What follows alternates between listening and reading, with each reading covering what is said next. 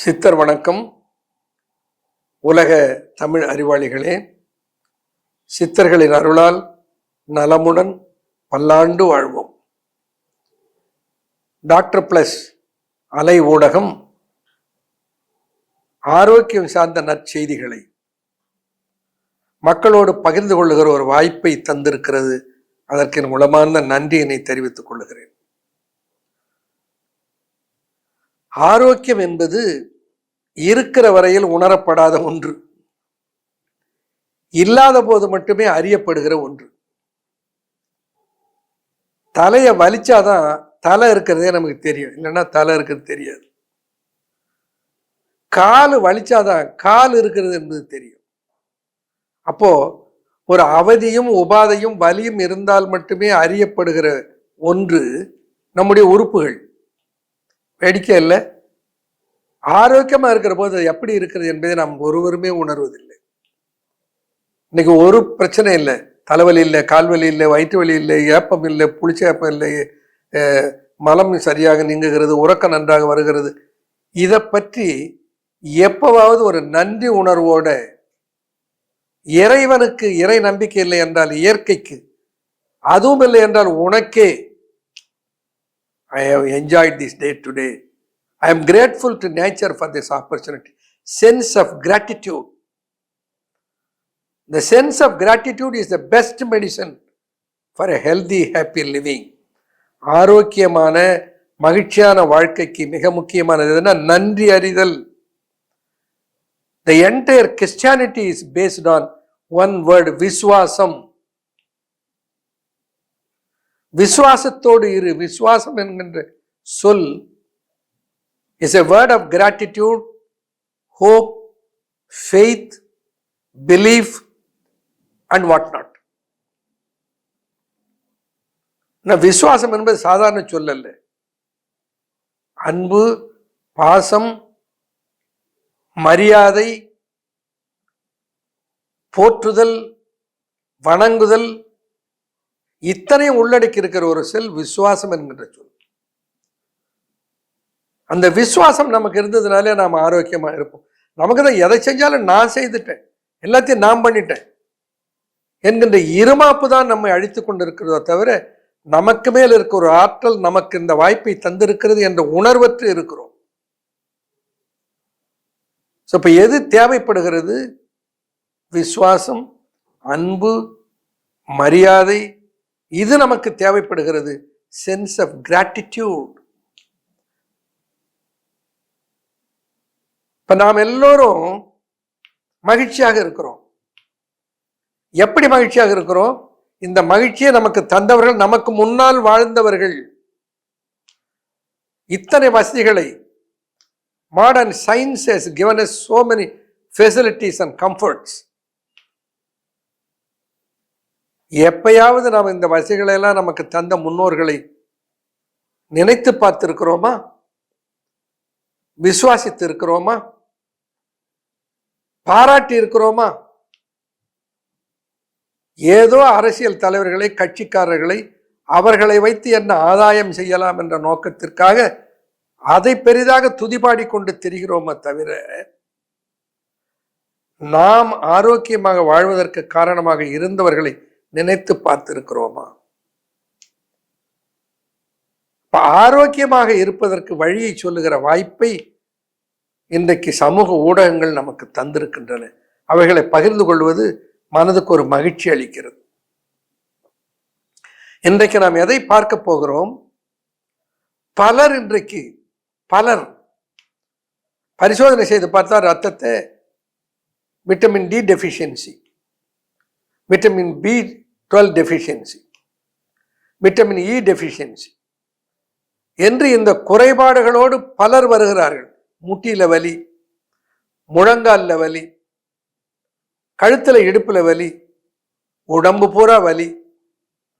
வலி என்பதை விட வேதனை. சில சொல்லுவாங்க, ஐயா எலும்புல வலிக்குதுயா, கெண்ட கால வலிக்குதுயா, தொடைய வலிக்குதுயா, நடக்க முடியல. இப்படி பல ஒரு நோய் சாராத பல நோய்களை பற்றிய சொற்கள், வலி என்கிற சொல்லு இருக்கு, அது எங்க வேணாலும் வரும். ஆக இப்படி வலி வருகிற போது நாங்கள் மருத்துவர்கள் என்ன சொல்லுவோம்? விட்டமின் டி டெஃபிஷியன்சி இருக்கிறதா, விட்டமின் இ டெஃபிஷியன்சி இருக்கிறதா, விட்டமின் B12 சரியாக இருக்கிறதா என்பதை பரிசோதித்து பார்த்து மருந்து கொடுப்போம். இதை பற்றி பார்த்த பொழுது என்னுடைய மருத்துவமனையில பார்க்கிறேன், நிறைய பேர் மூட்டு வலி, இணைப்பு வலிகளோடு வருபவர்கள் ஏதாவது இந்த 2-3 விட்டமின்கள் குறைபாடுகளோட வருகிறார்கள். அவர்களுக்கு என்ன உதவி செய்யலாம்? அது உங்களுக்கு சொல்லுகிறேன், நீங்கள் தெரிந்து கொள்ள வேண்டும். அது உங்களுக்கு அவ்வளவு உதவியாக இருக்கும். எல்லா வகையான சத்துக்களும் உள்ளடக்கி இருக்கிற ஒரு மூலிகை தான் அஸ்வகந்தி என்கின்ற ஒரு மூலிகை. அஸ்வம் குதிரை, கந்தி என்றால் யானை, அஸ்வகந்தி என்றால் குதிரை பலமும் குதிரை வேகமும் யானை பலமும் கொண்ட ஒரு மூலிகைன்னு பொருள் சொல்லுவார்கள். அஸ்வகந்தி சித்த மருத்துவத்தில் அதை அமுக்கரான்னு சொல்லுவாங்க. நாட்டு அமுக்கரா, அமுக்கரா கிழங்கு.